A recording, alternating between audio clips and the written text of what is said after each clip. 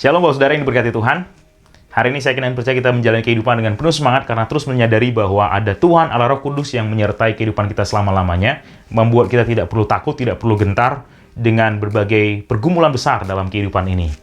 Bapak Saudara yang diberkati Tuhan, beberapa hari yang lalu saya membaca sebuah berita yang unik. 6 helai rambut Kurt Cobain laku dilelang 200 juta rupiah. 6 helai saja dihargai 200 juta rupiah. Ini kalau uangnya dipergunakan untuk beli sepeda motor berharga 20 juta, sudah dapat 10 unit. Menarik. Lalu menjadi pertanyaannya, siapa ini Kurt Cobain? Kurt Cobain adalah mantan vokalis band Nirvana, yang memang sejak dia berkarir, ada begitu banyak orang yang menyukai karyanya, menyukai suaranya, dan di berbagai belahan dunia masih saja banyak fans fanatik dari Kurt Cobain. Padahal tahun 1994, Kurt Cobain sudah meninggal di usia yang masih sangat muda, 27 tahun.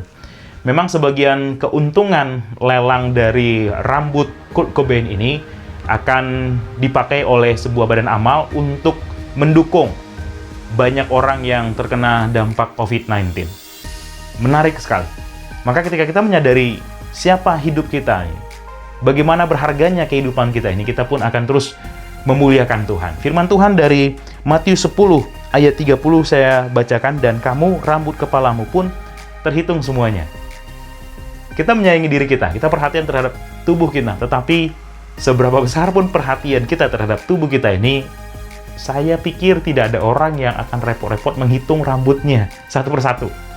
Tetapi Yesus mengatakan kepada murid-muridnya, rambutmu pun terhitung semuanya, diketahui semuanya jumlahnya, sampai sedetil itu Tuhan mengasihi kita. Tapi kenapa Yesus mengatakan ini? Ternyata ini merupakan bagian dari konteks ayat yang mengajarkan kita, mengingatkan kita untuk kita tidak perlu takut ketika kita mengabarkan kasih Kristus. Ayat 28 saya mulai, dan janganlah kamu takut kepada mereka yang dapat membunuh tubuh, tetapi yang tidak berkuasa membunuh jiwa. Takutlah terutama kepada Dia yang berkuasa membinasakan baik jiwa maupun tubuh di dalam neraka. Bukankah burung pipit dijual 2 ekor seduit?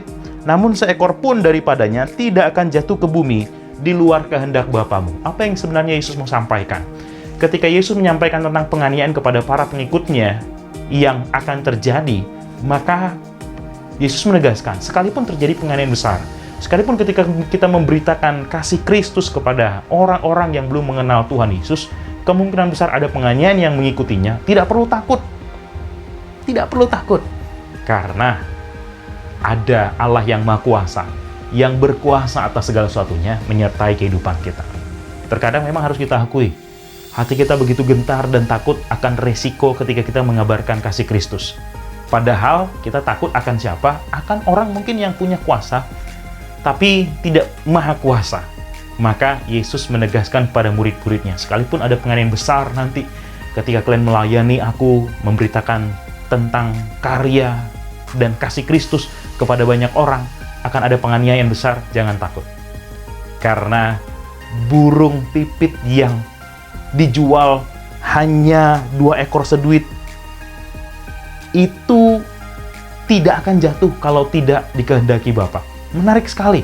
Maka Yesus menegaskan, bahkan rambut di kepalamu pun terhitung semuanya. Itu membuat kita menyadari kehidupan kita yang begitu diperhatikan oleh Tuhan.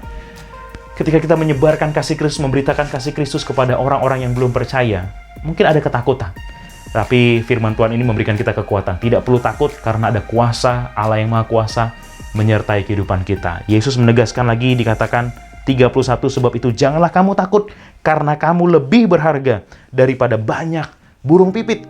Setiap orang yang mengakui aku di depan manusia, aku juga akan mengakuinya di depan Bapakku yang di sorga. Tetapi barang siapa menyangkal aku di depan manusia, aku juga akan menyangkalnya di depan Bapakku yang di sorga. Maka mari kita sebagai orang percaya dimanapun kita berada, kita menggunakan kesempatan yang Tuhan masih berikan dengan nafas hidup yang masih ada ini untuk memberitakan kasih Kristus kepada tetangga kita, kepada kolega kita, teman kita di kantor, teman kita di sekolah, teman kita di kampus, supaya kasih Kristus itu menyebar kepada sebanyak orang. Kita sudah merasakan kasih Kristus. Kita adalah orang berdosa yang tidak mungkin bisa menyelamatkan kehidupan kita sendiri. Tapi karena kasih-Nya yang besar sampai ke dalam kehidupan kita, dan kita yang percaya kepadanya, beroleh kehidupan kekal. Bukankah ini kabar baik? Kabar baik ini perlu didengarkan oleh sebanyak orang, sebanyak apapun orang. Ketika kita melakukan hal ini, kita disertai oleh Tuhan. Dan ketika kita melihat ada orang yang meresponinya, bukankah ada sukacita besar di hati ini? Maka jangan jemu-jemu, jangan lelah memberitakan kasih Kristus. Mari kita berdoa. Bapa, dalam nama Tuhan Yesus Kristus, kami semua yang percaya kepada Yesus Kristus Tuhan, kami sudah menikmati anugerah yang besar, keselamatan dari Tuhan. Maka kami mau juga orang-orang di sekitar kami diselamatkan karena mereka percaya kepada Yesus Kristus Tuhan, karena mereka disentuh oleh kasih yang sempurna. Terima kasih Tuhan, sertai pekerjaan kami hari ini, sertai kegiatan kami hari ini.